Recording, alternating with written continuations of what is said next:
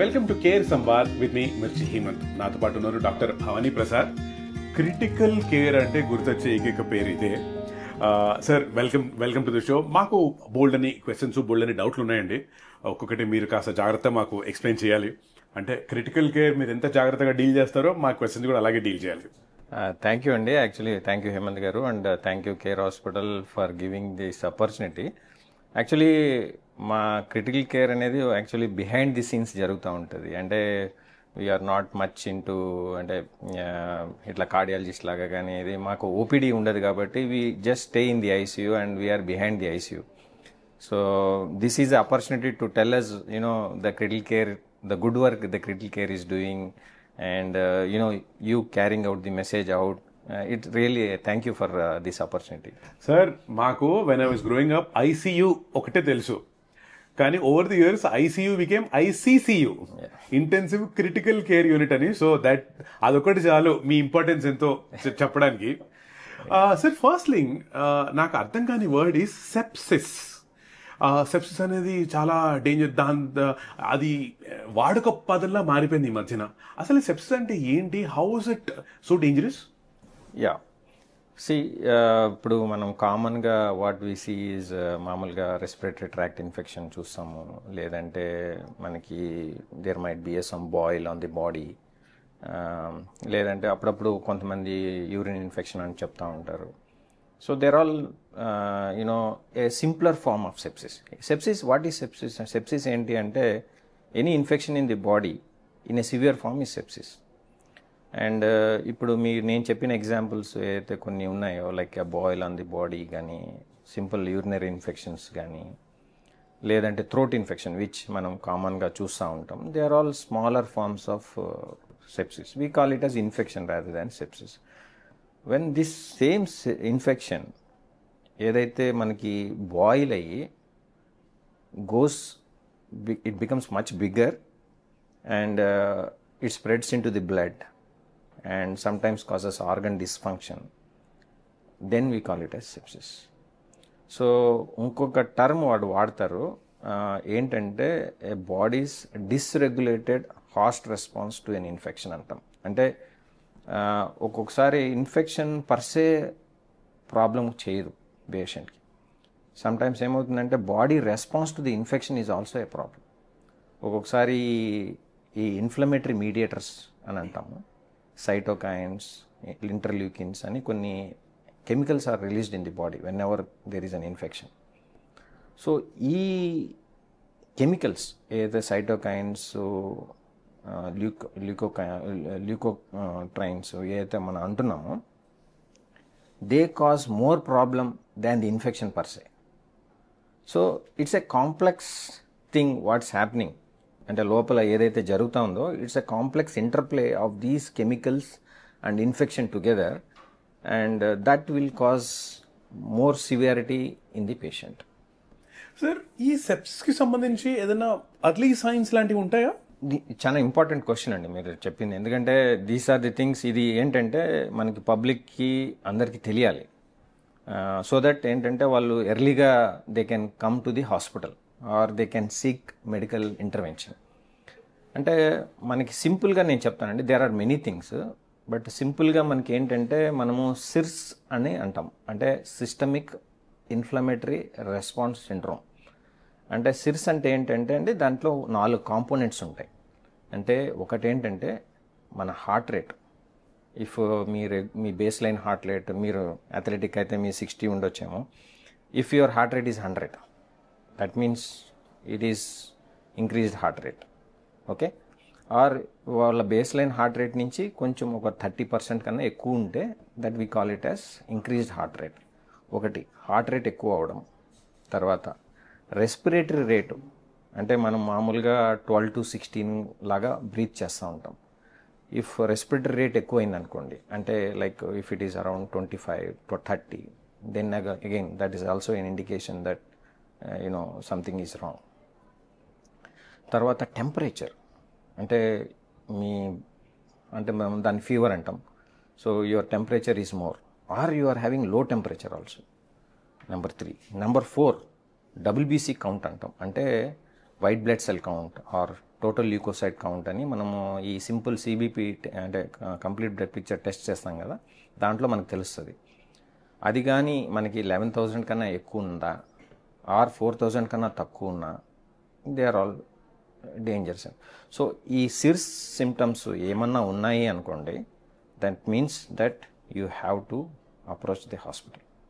So these are the early signs అనమాట. అంటే మీరు ఇంకొకటి అడగవచ్చు, సిర్స్ ఉంటే సెప్సిస్ ఏనా అని. కాదు, sepsis will present in form of SIRS, but సిర్స్లకి వేరే కారణాలు కూడా ఉంటాయి. సో బట్ ఏ కారణం ఉన్నా ఈ సిర్స్ ఉంటే you have to go to the hospital. Right. At the same time sir, now that ఇప్పుడు సెప్సిస్ గురించి మీరు క్లియర్గా చెప్పారు, దాన్ని మీరు అంటే సెప్సిస్ మేనేజ్మెంట్లో ఇమీడియట్గా మీరు తీసుకునే స్టెప్స్ ఏంటి? చూడండి, సెప్సిస్ అంటే ఇన్ఫెక్షన్, రైట్?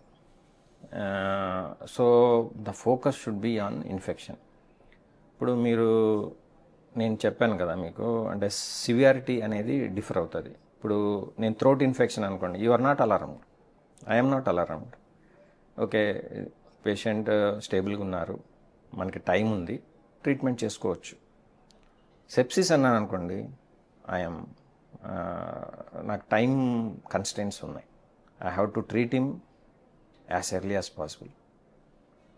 నేను కానీ లేట్ చేస్తే అవుట్కమ్లో తేడా వచ్చే అవకాశం ఉంటుంది. So as soon as I coin the term sepsis, everybody is in high alert. Okay, sepsis ఎందుకంటే టైమ్ ఈజ్ ఎసెన్స్. అంటే మీరు ఇంతకుముందు ఒక్కొక్కసారి హార్ట్ అటాక్ వచ్చినప్పుడు టైమ్ ఈజ్ మసిల్ అంటారు. టైం అంటే మీరు ఎంత తక్కువ టైం మీరు మెడికల్ ఇంటర్వెన్షన్ తీసుకుంటే మీ హార్ట్ మజిల్ అంత ఇంప్రూవ్ అయ్యే అవకాశం ఉంటుంది, ఆర్ అంత తక్కువ డ్యామేజ్ అయ్యే అవకాశం ఉంటుంది. ఇలాగే ఇక్కడ కూడా మనకి టైం అనేది చాలా ఇంపార్టెంట్. ఇక్కడ ఏంటంటే మార్టాలిటీ అంటే డెత్ అయ్యే అవకాశం ఉంటుంది. సో టైమ్ ఈజ్ లైఫ్ సెప్సిస్లో. సో మనం సెప్సిస్ అనేది ఒక టైప్ ఆఫ్ ఇన్ఫెక్షన్ అని మనం గుర్తించాము. దాంట్లో కూడా వెరైటీస్ ఉన్నాయి. సెప్టిక్ షాక్ అని అంటాం. అంటే పేషెంట్ సెప్సిస్ ఉండి అది ఓవర్వెల్మ్ అయ్యి బాడీలోకి వెళ్ళి ఆయనకి ఒక హైపోటెన్షన్ అంటే బ్లడ్ ప్రెషర్ తక్కువ అవడం వస్తుంది.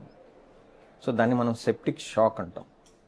అంటే ఇంకొకటి septic shock with multi organ failure. అంటే ఇట్లాగా బ్లడ్ ప్రెషర్ తక్కువ అయి ఉండి తర్వాత ఒక ఆర్గన్, బాడీలో ఒక ఆర్గన్ అనేది డిస్ఫంక్షన్ అవుతుంది. అంటే ఫర్ ఎగ్జాంపుల్ కిడ్నీ ఎఫెక్ట్ అవుతుంది, లేదంటే లివర్ ఎఫెక్ట్ అవుతుంది, లేదంటే బ్లడ్ ఎఫెక్ట్ అవుతుంది, లేదంటే లంగ్ ఎఫెక్ట్ అవుతుంది. సో ఇది మల్టీ ఆర్గన్ ఫెయిల్యూర్. ఇవన్నీ ఏంటంటే సివియారిటీ ఆఫ్ ది థింగ్స్ అనమాట. Sepsis okay, septic shock is more severe, sepsis with multi organ failure is much more severe. So ఇట్లా మనకి క్వైట్ రేంజ్ ఆఫ్ థింగ్స్ ఉన్నాయన్నమాట. మన ఏంటంటే already patient sepsis with multi organ ఫెయిల్యూర్లో వచ్చారనుకోండి, దాని treatment ఉంది. బట్ నా ఇంటెన్షన్ ఏంటంటే సెప్సిస్ వచ్చిన వాళ్ళని septic shock, sepsis with multi organ failure పోకుండా చూసుకోవాలి. That is our main intention. అక్కడే ఆపేయగలగాలి. అక్కడ మనం టైం ప్రారంగా మనము యాంటీబయాటిక్స్, కరెక్టే టైం బౌండ్ యాంటీబయాటిక్స్ ఇవ్వడము, కల్చర్స్ పంపించడము, యాంటీబయాటిక్స్ ఇవ్వడము, ఫ్లూయిడ్ రిసిస్టేషన్ అంటాము. అంటే వీళ్ళకి బీపీ తక్కువ ఉంటుంది. తక్కువ ఉన్నప్పుడు ఏంటంటే మనము ఫ్లూయిడ్స్ ఇచ్చి ఆ బ్లడ్ ప్రెషర్ని పెంచడానికి ట్రై చేస్తాం. ఒక్కొక్కసారి ఫ్లూయిడ్స్ ఇచ్చినా కూడా బ్లడ్ ప్రెషర్ అనేది పెరగదు. అప్పుడు మనము బ్లడ్ ప్రెషర్ పెంచడానికి కొన్ని మెడిసిన్స్ ఉంటాయి, దాన్ని మనం ఐనోట్రోప్స్ అని అంటాం. ఆ ఐనోట్రోప్స్ ఆ మెడికేషన్స్ ఇచ్చి ఆ బ్లడ్ ప్రెషర్ని మనం పైకి తీసుకొస్తాం. ఎందుకు ఇది మనం బ్లడ్ ప్రెషర్ని పైకి తీసుకురావాలి అంటే, బ్లడ్ ప్రెషర్ చాలా ఇంపార్టెంట్. మన బాడీలో ఉన్న టిష్యూస్ ఏదైతే ఉన్నాయో వాటన్నిటికీ ఆక్సిజన్ వెళ్ళాలన్నా, వాటి అన్నిటికీ న్యూట్రియంట్స్ వెళ్ళాలన్నా మనకు బ్లడ్ ప్రెషర్ అనేది చాలా ఇంపార్టెంట్. ఆ బ్లడ్ ప్రెషర్ కానీ మనం మెయింటైన్ చేయకపోతే ఈ టిష్యూస్ అనేవి ఎఫెక్ట్ అవుతాయి. అప్పుడు మీరు ఎంత ట్రీట్మెంట్ ఇచ్చినా ఆ టిష్యూస్ అనేవి వాటికి ఆక్సిజన్ అందకపోతే అవి దెబ్బతిని అవి మల్టీ ఆర్గన్ ఫెయిల్యూర్లోకి వెళ్ళే అవకాశం ఉంటుంది. సో అందుకని మనం ఈ అన్ని సైమల్టేనియస్గా మనం చేయాల్సి వస్తుంది. కల్చర్స్ పంపించుకోవాలి, ఫ్లూయిడ్స్ ఇచ్చుకోవాలి, బ్లడ్ ప్రెషర్ మానిటర్ చేసుకోవాలి. తక్కువ ఉంటే మళ్ళీ మనం ఐనోట్రోప్స్ పెట్టాలి. తర్వాత at the same time we have to give antibiotic with in 1 hour. The more you delay the antibiotic, the more is the chances of death. So అది ఒక పెద్ద స్టడీ కూడా జరిగింది. Every hour delay in giving antibiotic the death rate will increase by 7%. So ఇవన్నీ actually time bound and ఇవి ఉంటాయి. అందుకనే ఈ సిర్స్ రెస్పాన్స్ ఉన్నప్పుడు ఎర్లీగా మనం మెడికల్ ఇంటర్వెన్షన్ తీసుకుంటే వాళ్ళ అవుట్కమ్ చాలా బాగుంటుంది. సార్ అసలు నాకు మీ మాటలు వింటుంటే నేను ఎయిమ్స్లో ఒక చక్కటి లెక్చర్లో కూర్చొని విని నేనే డాక్టర్ అయిపోతానన్న ఫీలింగ్ ఉంది నాకు. అంటే believe me, when I came here I was told, నాకు మీరు ఎంత సింపుల్గా చెప్తే అంత మంచిది అని. కరెక్ట్. ఐఎమ్ చాలా ట్రై చేస్తానండి. చెప్తున్నారు సార్, నాకే అర్థమవుతుందంటే imagine sir. Sir another thing, critical care అంటే నాకు గుర్తొచ్చేది బాగా, అంటే సినిమాల్లో చూసి టీవీలో చూసి మీరు నేర్చుకున్న పదం వెంటిలేటర్. వెంటిలేటర్ మీద పెట్టారు అంటే ఇంకా వెంటిలేటర్ తీస్తే మనిషి పోతాడు అన్న ఒక స్టేజ్ బిల్డ్ చేశారు.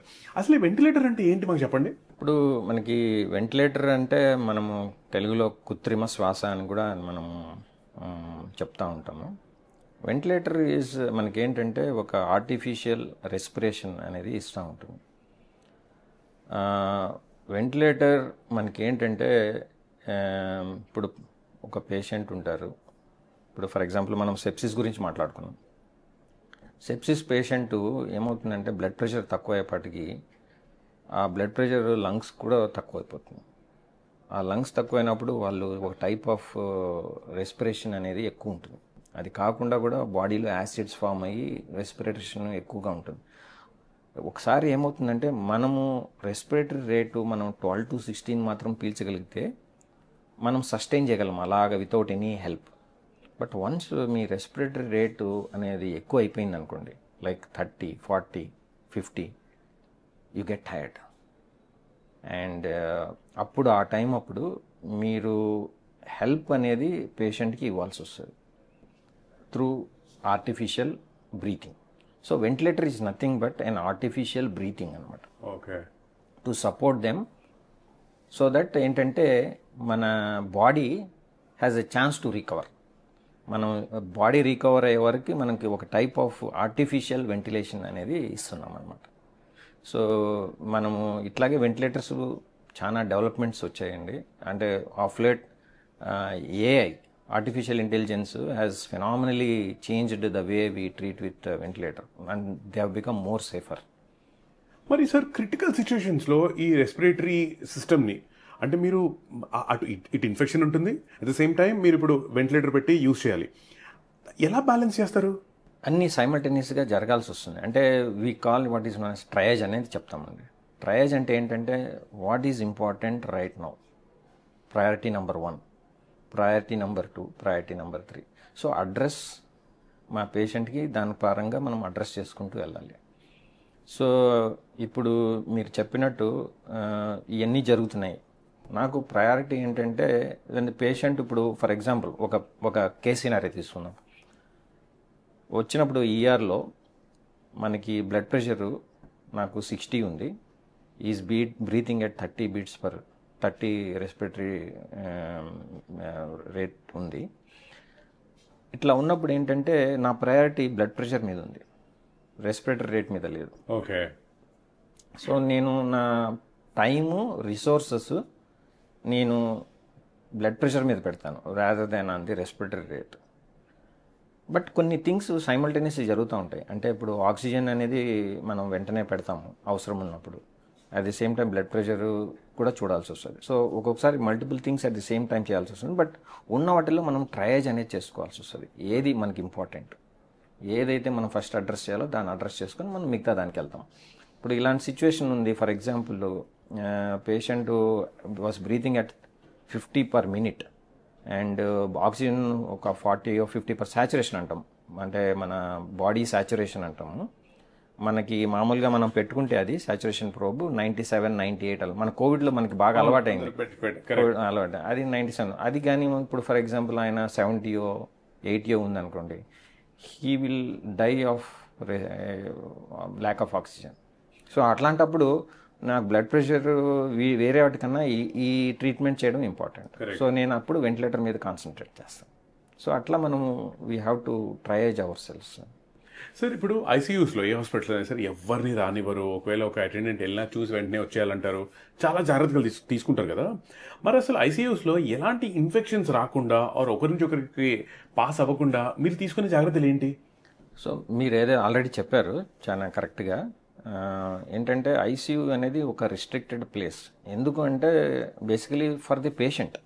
అంటే మనకి పేషెంట్కి ఏమి ఇన్ఫెక్షన్స్ రాకూడదు, ఎందుకంటే ఆయన చాలా sensitive person. Chances of infection రావడము ఇవన్నీ చాలా ఈజీగా వచ్చే అవకాశం ఉంటుంది. సో అందుకని మీరు ఏదైతే చెప్పారో అది వన్ ఆఫ్ ది క్రైటీరియా అనమాట. అంటే టూ మెనీ పీపుల్ వచ్చి టూ మెనీ డస్ట్ ఇన్ఫెక్షన్ రాకుండా అవాయిడ్ చేయడానికి మనము అది ఒక వన్ ఆఫ్ ది ఇది. బట్ దానికన్నా మేజర్గా ఏంటంటే మనము ఐసీయూలో చేసేది చాలా we maintain what is known as first and foremost is hand hygiene. అంటే మొన్న ఈ 5th మేలో WHO world hand hygiene day అని చేసింది. అంటే ఎవ్రీ ఇయర్ జరుగుతుంది. అంటే ఇది ఎందుకు WHO అంటే వరల్డ్ హెల్త్ ఆర్గనైజేషన్ ఇది చేస్తుంది అంటే to bring more awareness among the health care professionals, among the general public also, that hand hygiene plays a very important role in preventing infections. మీరు కోవిడ్లో వినింటారు, అంటే తెక్కడిగే వాళ్ళు ఆ టైం అప్పుడు ఇన్ఫెక్షన్స్ తగ్గిపోయాయి. మీరు చూస్తే మాకు అప్పుడు ఇన్ఫెక్షన్కి ఇప్పుడు ఇన్ఫెక్షన్ రేట్కి కోవిడ్లో ఇన్ఫెక్షన్ రేట్స్ చాలా కోవిడ్ తప్పితే వేరే ఇన్ఫెక్షన్స్ మాకు చాలా తక్కువ ఉండేవి. సో అఫ్ కోర్స్ వేరే అదర్ రీజన్స్ ఉన్నాయి, but one of the reason is hand washing and hand hygiene. So hand hygiene plays a very important role అండి. ఎస్పెషలీ పీపుల్, డాక్టర్స్ కానీ నర్సెస్ కానీ హౌస్ కీపింగ్ కానీ ఎవరైతే పేషెంట్తో డీల్ చేస్తున్నారో hand washing అనేది స్టాటిస్టిక్స్ ఏంటంటే if hand washing is done properly and correctly, the chance of getting infection is reduced by 50%. Okay. And what is the cost of hand washing? Nothing. Negligible. Correct. Whatever మీరు దీనికోసం ఏదైతే శానిటైజర్కి వాడడం తప్పితే, but it's a very cost effective and simple step but has a huge impact. Correct. So అది కాకుండా మనం ఏం చేస్తామంటే టర్మినల్ క్లీనింగ్ అని చేస్తామండి. టర్మినల్ క్లీనింగ్ అంటే ఏంటంటే ఎవ్రీ పూట, అంటే morning, afternoon, night, every bed, every monitor, every handles, keyboards, computers అన్నీ ఒక సొల్యూషన్ ఉంటుంది. ఆ సొల్యూషన్ ద్వారా మనం క్లీన్ చేస్తూ ఉంటాం. So that is known as terminal cleaning. అది కాకుండా మనం ఏంటంటే ఇప్పుడు కొన్ని ఐసోలేషన్ అంటాం. ఇప్పుడు ఫర్ ఎగ్జాంపుల్ మీరు కోవిడ్ పేషెంట్స్, మనకి వన్ ఫైన్ ఎగ్జాంపుల్, ఆయన ఏంటంటే మనం ఒక రూమ్లో పెడతాం. రూమ్లో పెట్టి దాన్ని మనం ఒక నెగిటివ్ ప్రెషర్ వెంటిలేషన్ అని ఒకటి క్రియేట్ చేస్తాం.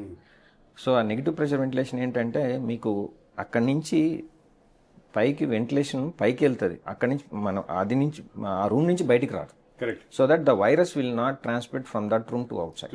Correct. So these are known as isolation techniques anamata. Depending on the patient condition, మనం isolation techniques అనేవి వాడుతూ ఉంటాం. సో ఇట్లా కొన్ని తర్వాత ప్రతి ఒక్క హాస్పిటల్కి హాస్పిటల్ ఇన్ఫెక్షన్ కంట్రోల్ కమిటీ అని ఉంటుంది. ఓకే.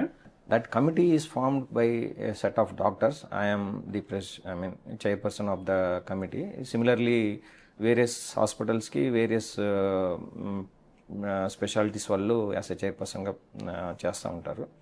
సో వాళ్ళ కమిటీ మెయిన్ థింగ్ ఏంటంటే హాస్పిటల్లో ఎక్కడ ఇన్ఫెక్షన్ వచ్చింది, ఎందుకు వచ్చింది, దాన్ని మనం ఎలా ప్రివెంట్ చేయాలి, సింపుల్, జస్ట్ 3 బేసిక్ స్టెప్స్ అనేది దాని మీద వర్కౌట్ చేస్తారనమాట. సో ఒకసారి ఇన్ఫెక్షన్ వచ్చిందంటే is it a normal infection, is it something which is not required and it has come. So then what is the root cause analysis, దాన్ని మనం ముందు ఎలా ప్రివెంట్ చేయాలి అనేది ఒక suggestion will be given to the hospital. So these are the various steps we have in hospital to prevent infections. Another doubt sir నాకు ఉంది ఏంటంటే, యాంటీబయాటిక్స్ సజెస్ట్ చేస్తారు చాలామంది, అండ్ కొన్ని బాడీస్ దాన్ని రెసిస్ట్ చేస్తాయి కూడా.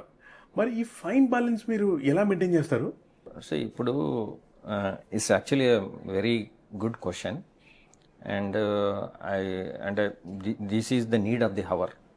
అంటే మనము as an India we're facing a huge problem with antibiotic resistance అండి. అంటే I will tell you a scenario. There might be a time or we have experienced that there is an infection in the body. Just imagine you don't have any antibiotic for you to use it. It's very scary. So అలాంటి situation కూడా వెళ్ళే అవకాశం ఉంది until unless మనము జాగ్రత్తగా యాంటీబయాటిక్స్ని వాడకపోతే. మరి దేనికి పడితే దానికి వాడేస్తున్నారు. అది మనం ఏంటంటే we have to be rationalise చేయాలి. అంటే ఇన్ఫెక్షన్ ఉంటేనే వాడాలి. అంటే ఇన్ఫెక్షన్ లేనప్పుడు మనం వాడొద్దు. సమ్టైమ్స్ ఏమవుతుందంటే ఇన్ఫెక్షన్ మిమిక్స్ అంటాం, అంటే ఇన్ఫెక్షన్ లాగా అనిపిస్తుంది. సో ఇవి వాడదాం అంటే మీకు వాడండి, ఎందుకంటే మీరు ఇన్ఫెక్షన్ మిస్ అయితే మళ్ళీ కాన్సిక్వెన్సెస్ డేంజర్గా ఉంటాయి కదా. But once you feel after 24 hours కానీ, ఆఫ్టర్ 48 hours కానీ, ఆఫ్టర్ 72 hours కానీ మీకు తెలుస్తుంది ఇది ఇన్ఫెక్షన్ కాదు అని, stop antibiotics. So rational use of antibiotics అనేది ఇంపార్టెంట్ అండి. సో ఇప్పుడు మనకి ఏంటంటే మనకందరికీ తెలుసు, మనం ఎప్పుడైతే సెప్సిస్ అని మాట్లాడుతున్నామో, ఎప్పుడైతే ఇన్ఫెక్షన్ అని మాట్లాడుతున్నామో, మోస్ట్ కామన్గా ఏంటంటే bacteria is the one which is involved ఈ సెప్సిస్లో. ఇప్పుడు మన మామూలుగా వైరల్ ఇన్ఫెక్షన్స్ కూడా ఉంటాయి. ఇప్పుడు మన కామన్ కోల్డ్స్ ఇవన్నీ దే ఆర్ ఆల్ వైరల్. ఇప్పుడు కామన్ కోల్డ్ వస్తే యాంటీబయాటిక్ వాడాల్సిన అవసరం ఏంటి? Correct. Common cold is caused by bacteria virus. We're giving anti bacterial this one. Medical షాప్కి వెళ్తాం, వాడు ఏదో ఇచ్చేయడం వేసుకోవడం, అది 3 రోజుల తర్వాత తగ్గుతుంది. ఆ మామూలుగా వైరల్ ఇన్ఫెక్షన్ 3 రోజుల తర్వాత ఎలాగో తగ్గుతుంది, అయినా కూడా మనం వేసుకుంటాము, యాంటీబయాటిక్ వల్ల తగ్గింది అనుకుంటాం. సో ఈ ప్రాక్టీసెస్ మన టెరిషరీ కేర్ హాస్పిటలే కాదు, it has to come from community నుంచి ఆ అవేర్నెస్ అనేది మనం పైకి ఉంటూ వెళ్తే కానీ మనము ఈ యాంటీబయాటిక్ రెసిస్టెన్స్ అనేది మనము ఇది చాలా డేంజర్ అండి యాంటీబయాటిక్ రెసిస్టెన్స్. ఇప్పుడు కొత్తగా ఇప్పుడు మనం మల్టీ డ్రగ్ రెసిస్టెంట్ ఆర్గానిజమ్స్ అంటున్నాం. అంటే అవి ఓన్లీ చాలా యాంటీబయాటిక్సే రెసిస్టెంట్ ఉంటాయి. ఇప్పుడు ఇంకొక పదం వచ్చింది XDR అని, ఎక్స్ట్రీమ్ డ్రగ్ రెసిస్టెన్స్. అంటే అవి ఓన్లీ 1 or 2 యాంటీబయాటిక్స్ మాత్రమే పనిచేయగలుగుతాయి ఆ ఆర్గానిజం మీద. ఇంకొక టర్మినాలజీ ఉంది PDR, అంటే పాన్ డ్రగ్ రెసిస్టెన్స్, అంటే ఏ యాంటీబయాటిక్ పనిచేయదు. అంటే మనము ఆ సిచ్యువేషన్కి రావద్దు. PDR అనేది ఇప్పుడు ప్రస్తుతానికి లేదు, అప్పుడప్పుడు చూస్తున్నాం. అది ఎక్కువైందనుకోండి అంటే మనము that is the worst case scenario we can have. So అందుకని యాంటీబయాటిక్ అనేది చాలా ర్యాషనల్గా వాడాలి. మీరు పాన్ అనే వర్డ్ చూస్తే పాన్ ఇండియా స్టార్లు, పాన్ వరల్డ్ స్టార్లు ఉండాలి, కానీ పాన్ యాంటీబయాటిక్ రెసిస్టెన్స్ ఉండకూడదు, పాన్ మైక్రో ఆర్గానిజం ఉండకూడదు. సార్, వెరీ క్విక్లీ నా అంటే మనము to make it even more exciting, నా దగ్గర ఒక క్విక్ క్వశ్చనర్ ఉంది. అది మీరు ఒక వర్డ్ లో కానీ ఒక సెంటెన్స్ లో కానీ ఫినిష్ చేయాలి. It's called the rapid care round. Okay, rapid fire కాదు, ర్యాపిడ్ కేర్, రైట్? ఒక వర్డ్ ఆర్ సెంటెన్స్ లో మీరు ఫినిష్ చేయాలి. ఫస్ట్ వన్, భావని ప్రసాద్ గారు, one word to describe life in ICU. Critical care. Sepsis, silent killer or manageable threat? Manageable threat. One sign of sepsis that no one should ignore. Hypotension, ante low blood pressure. Antibiotic overuse, biggest challenge or necessary evil? 100% biggest challenge. One ICU myth that needs to be busting. Not all sick patients die. Okay. Most common mistake people make when it comes to infection prevention? Lack of hand washing. అవునా? చేయగడుకోండి పిల్లలు. Ventilator or ECMO, which one is more complex to manage? ECMO. Biggest lesson that you learned during the COVID-19? Preparedness for pandemic. One skill every ICU doctor must master? Infection control practices. Finally, one change post-COVID that should never go away in ICU practice? Hand washing. అంటే చాలా మంది డాక్టర్లు జీవితం బాగుపడాలంటే ఏం చేయాలంటే life style మార్చాలంటున్నారు. మీరు thankfully చేతులు కట్టుకుంటే చాలా అంటున్నారు. అంటే that is the impact we have on prevention of infection అండి. అంటే మీరు కోవిడ్లో ఇఫ్ యు సీ వాళ్ళు కొన్నే చెప్పారు. ఒకటి ఏంటంటే హ్యాండ్ వాషింగ్, సోషల్ డిస్టెన్సింగ్, అది తప్పితే మీకు వేరే ప్రివెన్షన్ ఏమున్నది? సో మాస్క్ వేసుకోవడము. So 3 things they said. So that is the importance of hand washing అనమాట. అంటే that plays very big role again మా హాస్పిటల్స్లో కానీ హాస్పిటల్ అక్వైర్డ్ ఇన్ఫెక్షన్స్లో కానీ it plays a very big role. I got it. Bhavani Prasad గారు, thank you so much sir. నాకు ఇందాక నేను చెప్పినట్టు ఒక చక్కటి ఇష్టమైన లెక్చరర్ పాఠం చెప్తుంటే బుద్ధిగా వింటాం కదా, నాకు అలాంటి ఫీలింగ్ వచ్చింది ఇప్పుడు. Thank you so much. Thank you. Thanks for telling us so many cool stories, sir. Yeah, thank you. I mean, thank you. Thanks again, Hemant, for making it easy, and me questions కూడా చాలా అంటే like very much pertinent to the topic. Thank you very much. Thank you, sir. Good luck to you, sir. Hopefully, I will not see you soon. No, hopefully anybody. Thank you. That was Dr. Bhavani Prasad. We'll see you again. Bye.